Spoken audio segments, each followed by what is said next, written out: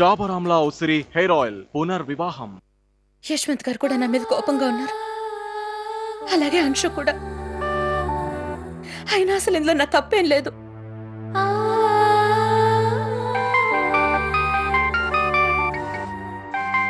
అమ్మా. Hello hello Aarti, ఎలా ఉన్నావు? మన అంశు నీ మీద చాలా కోపంగా ఉన్నట్టున్నాడు, అవునా?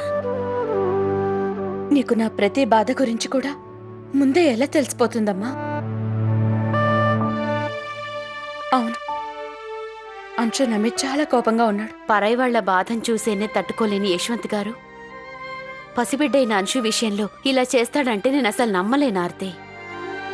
ఆర్తి ఆర్తి ఇక్కడ ఆలోచించాల్సింది ఏంటంటే ఇంత నీచానికి ఎవరు దిగజారి ఉంటారు అని. నువ్వు ఈ విషయాన్ని తేలిక వదిలేయకూడదు, ఖచ్చితంగా తెలుసుకొని తీరాలి. అంశు స్పీచ్ ని కావాలని ఎవరిలా మార్చుంటారు, ఎవరు నీ ప్రతి ప్రయత్నానికి అడ్డుపుల్ల ఎందుకేస్తున్నారో తప్పకుండా తెలుసుకోవాలి. నువ్వు చెప్పింది నిజమేనమ్మా, నేను ఖచ్చితంగా తెలుసుకోవాల్సిందే.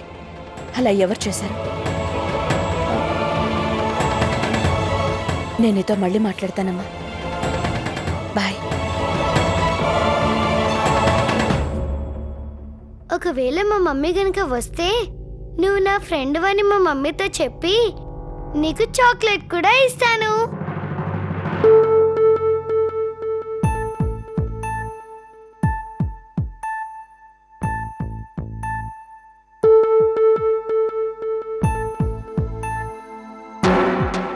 పల్లవి, ఈరోజు స్కూల్లో నీకేమైంది? నువ్వు స్పీచ్ సరిగ్గా ఇవ్వలేదట. నిన్నింట్లో అందరి ముందు చాలా బాగా మాట్లాడావు కదా నువ్వు. అందరూ నిన్ను వెరీ గుడ్ అని కూడా అన్నారు. నువ్వు చాలా కష్టపడి ప్రాక్టీస్ చేసావు. మరి ఈరోజు క్లాస్లో ఏం జరిగింది?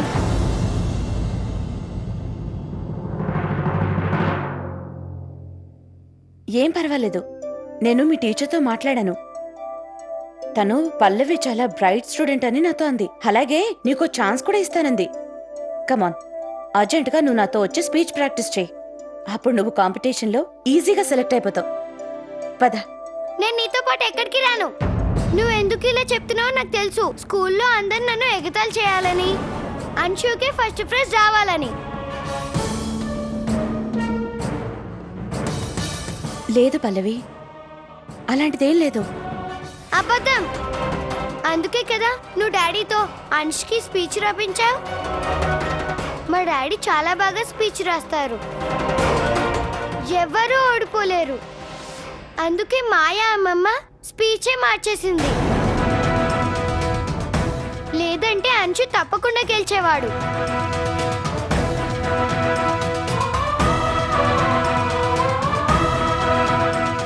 ఏంటి?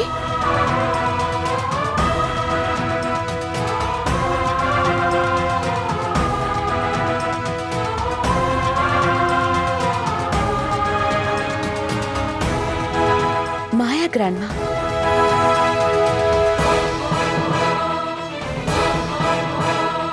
థ్యాంక్ యూ పల్లవి. నిజంగా నువ్వు నాకు చాలా పెద్ద హెల్ప్ చేశావు.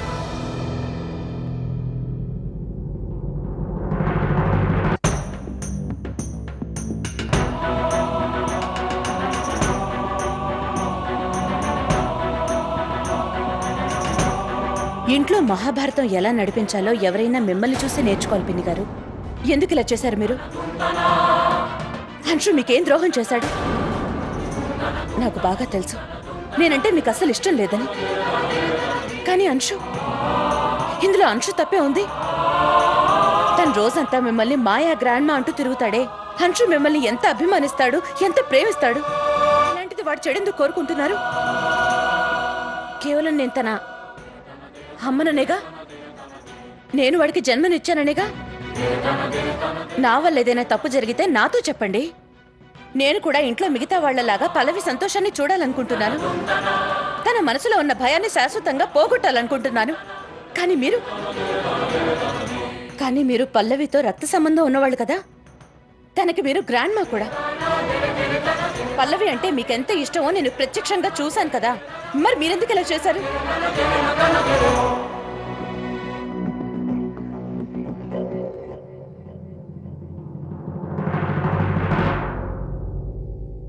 మీరంతా నన్ను ఇంటి కోడలుగా తీసుకొచ్చింది ఎందుకోసమేగా? నా వల్ల ఈ పిల్లలకి అమ్మ ప్రేమ దొరకాలనేగా. అలాంటి నేను పల్లవికి దగ్గర అవడం, తన్ని ఇష్టపడడం, ప్రాణంగా ప్రేమించడం మీకు నచ్చడం లేదా పిన్ని గారు? ఒకవేళ నా మీద మీకేమైనా కంప్లైంట్స్ ఉంటే, నాతో ఏదైనా ప్రాబ్లం ఉంటే నాతో చెప్పండి. అంతేగాని పిన్ని గారు, మీకు నా మీదున్న ద్వేషాన్ని ఫ్యామిలీ వాళ్ళ మీద చూపించొద్దు దయచేసి. నేను చేతులు జోడించి మిమ్మల్ని రిక్వెస్ట్ చేస్తున్నాను, ప్లీజ్.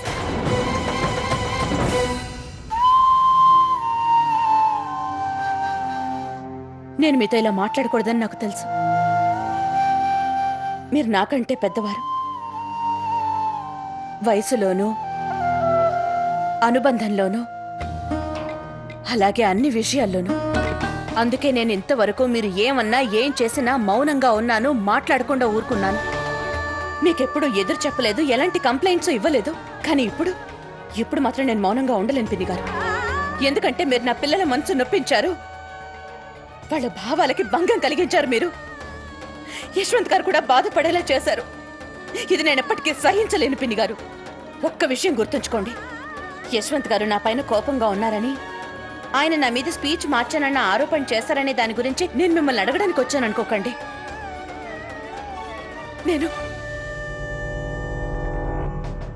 నేను మిమ్మల్ని రిక్వెస్ట్ చేయడానికి వచ్చాను పిన్ని గారు. నా పిల్లల మనసుల్లో ఒకరిపై ఒకరికి ద్వేషం నూరిపోయకండి. మీరు నాతో రండి. మీరు నాతో వచ్చి యశ్వంత్ గారికి నిజం చెప్పండి, ఇదంతా చేసింది మీరేనని. రండి.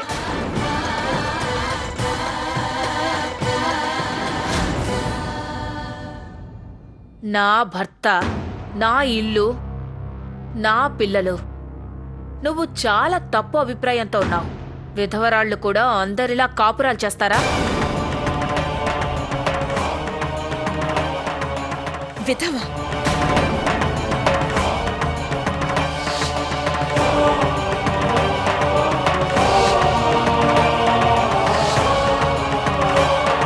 మా దృష్టిలో నువ్వు చచ్చిపోయావు. మా దృష్టిలో నువ్వు చచ్చిపోయావు. అవును, నువ్వంటే నాకు ఇష్టం ఉండదు. నువ్వు కూడా నాలా ఒక విధవే. మా ఇంటి వాళ్ళు నీకు పునర్వివాహం జరిపించి మోడు బారిన నీ జీవితాన్ని రంగులమయం చేశారు. కానీ నా గురించి మాత్రం ఎవ్వరూ ఆలోచించలేదు. నేను కూడా ఈ ఇంట్లో విధవరాలిగా పడున్నా, కానీ ఎవరు ఎప్పుడు కూడా నా సంతోషాల గురించి ఏమాత్రం పట్టించుకోలేదు. నేను గదిలో పడుంటాను, మాల జపిస్తూ ఉంటాను. నేను మాత్రం మనిషిని కానా? అందరూ ఆడవాళ్ళలా నాకు కూడా మనసుంది. నాకంటూ కొన్ని కోరికలున్నాయి. నా సొంత వాళ్లే నా వాళ్ళు కాకపోతే ఇక నిన్నెలా నా సొంత మనిషిలా స్వీకరించగలను? పద, నన్ను తీసుకెళ్లి నేరస్తురాలుగా నీ భర్త ముందు నిలబెట్టావు. తీసుకెళ్ళు. నేను కూడా ఇక భరించలేను. నేనిప్పుడు అందరి ముందు గట్టిగా అరవాలనుకుంటున్నాను. ఎందుకు నా పట్ల ఇంత పక్షపాతం చూపించారు? ఎందుకు ఇలా అన్యాయం చేశారు? పద పద. ఎందుకు పిన్ని గారు? ఎందుకు మీ మనసులో ఇంత ద్వేషం పెంచుకున్నారు? ఎందుకు మీకు అలా అనిపిస్తోంది? ఈ ఇంట్లో మిమ్మల్ని ఎవరు ఇష్టపడడం లేదు అని? అరే, మావయ్య గారు, అత్తయ్య గారు, బావగారు, ప్రదీప్, విధి, ప్రణతి, పిల్లలు, ఇంట్లో ప్రతి ఒక్కరూ కూడా మిమ్మల్ని ఎంతో అభిమానిస్తారు, మిమ్మల్ని ఎంతో గౌరవిస్తారు, ప్రేమిస్తారు. అయినా కూడా ఒక విషయం ఒప్పుకుంటాను, ఆ భగవంతుడు నిజంగా మీకు అన్యాయం చేశాడు. చాలా చిన్న వయసులోనే మీ భర్త మీకు దూరం అయ్యారు. కానీ పిన్నిగారు, ఆ దేవుడు చేసిన తప్పుకి ఈ ఇంటి వాళ్ళెందుకు మీరు తప్పుపడుతున్నారు? ఇందులో వాళ్ళ తప్పే ఉంది పిన్నిగారు. దుఃఖం, బాధ, కష్టం, ఒంటరితనం ఇవన్నీ నాకు బాగా తెలుసు. పైగా జీవితం నాకు పెద్ద గుణపాఠం కూడా నేర్పించింది. అదేంటంటే, మన బాధని మర్చిపోయి ఇతరుల సంతోషాల్ని మనదిగా భావించాలి. అలా వచ్చే సంతోషాన్ని మనదే అనుకోవాలి పిన్నిగారు.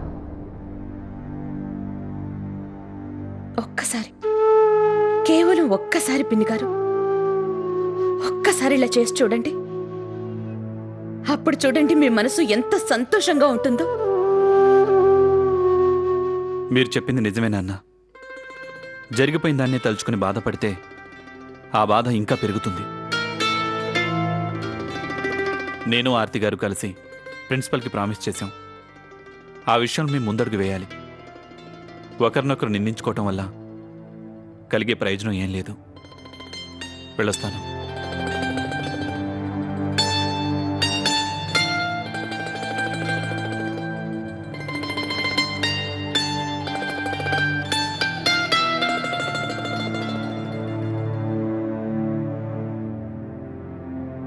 యశ్వంత్లోని ఈ స్వభావం నాకు చాలా బాగా నచ్చుతుంది గాయత్రి.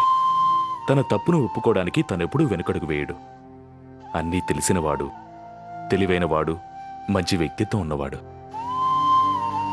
ఈ స్వభావాలే తన్ని నా మనసుకి మరింత దగ్గర చేస్తాయి.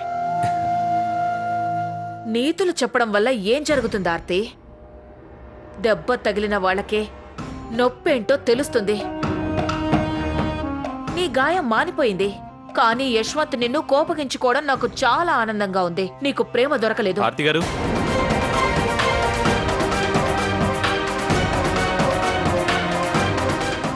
ఏం జరిగింది? మీరిద్దరూ నన్ను చూసి కంగారు పడుతున్నారేంటి? ఒకవేళ నేను రాంగ్ టైంలో వచ్చానేంటి? అదేం లేదు యశ్వంత్ గారు. నాకిందాక పిన్ని గారు నచ్చ చెప్తున్నారు. నేను చేసిన పని ఎంత పెద్ద తప్పోనని. నేను అంశు స్పీచ్ని మార్చకుండా ఉండాల్సింది. నేను మీ మనసును కూడా నొప్పించాను. నా కారణంగా అంశు ఈరోజు తన క్లాస్మేట్స్ ముందు ఇన్సల్ట్ అవ్వాల్సి వచ్చింది. ఎందుకు నేను అలా చేశానో నాకు ఇప్పటికీ అర్థం కావట్లేదు. ఎందుకు అలా చేశానో ఏంటో నేను. నా వల్ల చాలా పెద్ద పొరపాటు జరిగింది. అందుకు మీరు నన్ను క్షమించండి ప్లీజ్.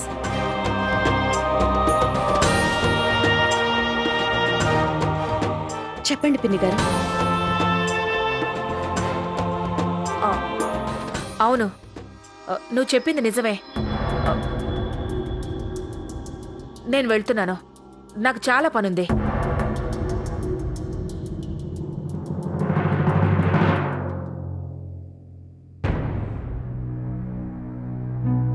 ఆర్తి గారు, పదండి పిల్లల దగ్గరికి వెళ్దాం.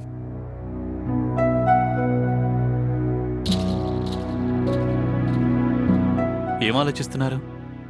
రండి. పదండి.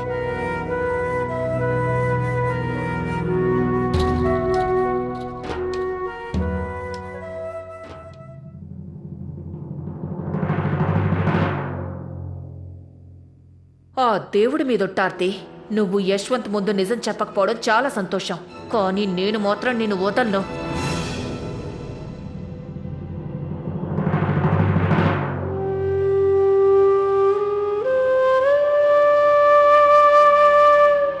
మీరు నా మీద చాలా కోపంగా ఉన్నారని నాకు తెలుసు. కానీ మీకు గుర్తుందా ప్రిన్సిపల్ గారు మనకేం చెప్పారో? అమ్మా నాన్నలు గొడవ పడితే అది పిల్లల మీద చాలా చెడు ప్రభావం చూపిస్తుందని. అందుకే వాళ్ళ ముందు మనం చాలా జాగ్రత్తగా ఉండాలని. ఒకవేళ ఏదైనా ప్రాబ్లం ఉన్నా కూడా మమ్మీ డాడీల మధ్య చాలా ప్రేమ ఉందని పిల్లలు అనుకునేటట్టు మనం బిహేవ్ చేయాలి. కాస్తైనా నవ్వచ్చు కదా యశ్వంత్ గారు. పిల్లల కోసం ప్లీజ్. నాకు గుర్తుంది.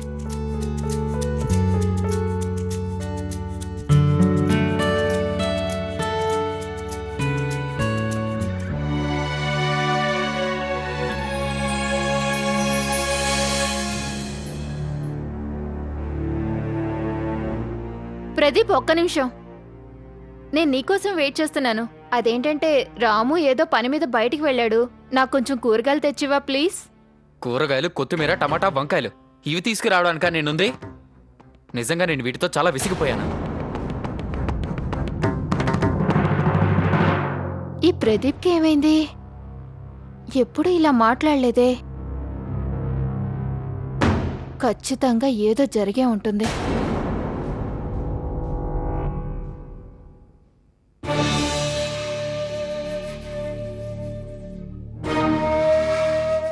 ప్రదీప్ వచ్చేసావా? నువ్వు చాలా హ్యాపీగా ఉన్నట్టున్నావు. అవును, చాలా హ్యాపీగా ఉన్నాను. నువ్వెక్కడికి వెళ్ళావు? నీ ఫ్రెండ్స్తో ఎక్కడికైతే కాఫీ తాగడానికి వెళ్ళావో అక్కడ నుంచే వస్తున్నాను. వారేవా, ఒక్కడివి కాఫీ తాగడానికి వెళ్ళావా? అవును మరి, ఎవరిని తీసుకెళ్ళమంటావు? నిన్న నువ్వు ఎవరో బాయ్ ఫ్రెండ్తో ఎంజాయ్ చేయడానికి వెళ్ళావు. ప్రదీప్! అరవద్దు ప్రణతి, అరిచినంత మాత్రాన నిజం దాగిపోదు. నేను నా కళ్ళారా నేను ఒక అబ్బాయితో చూశాను. నువ్వు నువ్వు నన్నే మోసం చేయాలనుకుంటున్నావా? నన్ను చాలా ప్రేమిస్తున్నానంటావుగా, ఇదేనా నీ ప్రేమ? ఇంత ద్రోహమా? అందుకే నువ్వు నన్ను ఈ మధ్య అవాయిడ్ చేస్తున్నట్టున్నావు. నువ్వన్నది నిజమే, నా ప్రేమ పర్మనెంట్ కాదు. ఎవరతను? ఎవరిని కలవడానికి వెళ్ళావు? ఎందుకు వెళ్ళావు? నేను కూడా ప్రశ్నలు అడగను ప్రదీప్. నీకు సిటీ మొత్తంలో ఆ కేఫ్ ఒకటే దొరికిందా? అంటే నువ్వు నన్ను అనుమానించి కావాలని ఫాలో చేశావు. అవును, కావాలనే ఫాలో చేశాను. చాలా. ఇప్పుడు చెప్పు, ఎవరతను? ఎందుకు చీట్ చేయాలనుకుంటున్నావు? వా ప్రదీప్ సింధ్యా, వా. ప్రేమ పేరుతో ఎన్నెన్నో మాటలు చెప్పి నన్ను పెళ్లి చేసుకున్నావు. ఇంటికి అంకితం చేసి ఒంటింటి కుందేల్ని చేశావు. చాలు, ఇంకా ఇవి ఒకటే మిగిలినాయి. అనుమానించడం, నన్ను ఫాలో చేయడం.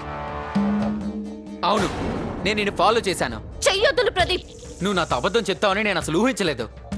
అందుకే నిన్ను అనుమానించాను, అందుకే నిన్ను ఫాలో చేశాను కూడా. నాకు నిజాన్ని తట్టుకునే శక్తి ఉంది ప్రణతి. అయినా నువ్వు నాకు ఒక్క మాట చెప్పుండాల్సిందే. నువ్వు ఇప్పుడు నన్ను కాదు, వేరే అబ్బాయిని లవ్ చేసి. Enough, ప్రదీప్. అంతకు మించి ఇంకేం మాట్లాడుకో. ఎందుకు? నేనేం తప్పుగా మాట్లాడలేదుగా. నేను చెప్పింది నిజమేగా. నీకు తెలుసు, మన పెళ్లి విషయం మా ఇంట్లో ఎవరూ ఒప్పుకోలేదని. అందరూ నాకు నచ్చ చెప్పారు. ప్రేమ గీమాన ఈ మత్తు కేవలం 2 రోజుల్లో దీపోతుందని. కానీ నేను వాళ్ళెవ్వరి మాట వినకుండా నీ ప్రేమలో పిచ్చివాళ్ళ తిరిగాను కదా. బదులుగా నాకేం దొరికింది? ద్రోహం తప్ప. వాళ్ళ మాటలన్నీ నిజం చేశావు కదా. లవ్ మ్యారేజ్ ని తప్పు పట్టొద్దు ప్రదీప్. తప్పు నీది, తప్పు నీ బ్యాడ్ థింకింగ్ ది మాత్రమే. నువ్వు కూడా అందరి మగాళ్ళ లాంటి వాడివే. నీ గురించి నువ్వేమనుకుంటున్నావు? నువ్వు నన్ను అనుమానిస్తున్నావు ప్రదీప్, నన్ను. నువ్వు నా నమ్మకాన్ని ఒమ్ము చేసావు ప్రణతి. అప్పుడు నేనెంత బాధపడ్డాను నీకు తెలుసా? నువ్వు నువ్వు ఆ నీ బాయ్ ఫ్రెండ్ ని కౌగిలించుకున్నప్పుడు. పిచ్చిగా మాట్లాడుకు ప్రదీప్. నువ్వే జనరేషన్ లో ఉన్నావు? నీ భార్య ఇంకొకరితో కనబడితే వాళ్ళిద్దరి మధ్య అఫేర్ ఉందనుకుని నాతో వాదిస్తున్నావు. ఛీ, ఆ వ్యక్తి ఎవరో నువ్వు తెలుసుకోవాలనుకుంటున్నావు. అయితే విను, ఆ అబ్బాయి ఒక టీవీ ప్రొడ్యూసర్. ఒక పని మీద అతన్ని కలవడానికి వెళ్ళాను నేను. ప్రొడ్యూసర్ ఒక అబద్ధాన్ని కవర్ చేయడానికి నువ్వు ఇంకొక అబద్ధం చెప్తున్నావు ప్రణతి. నువ్వు నమ్మట్లేదా నన్ను?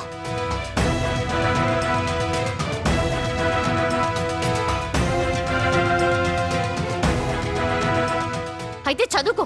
ఇందులో ఏముందో చూడాలనుకున్నావు కదా, చూసుకో.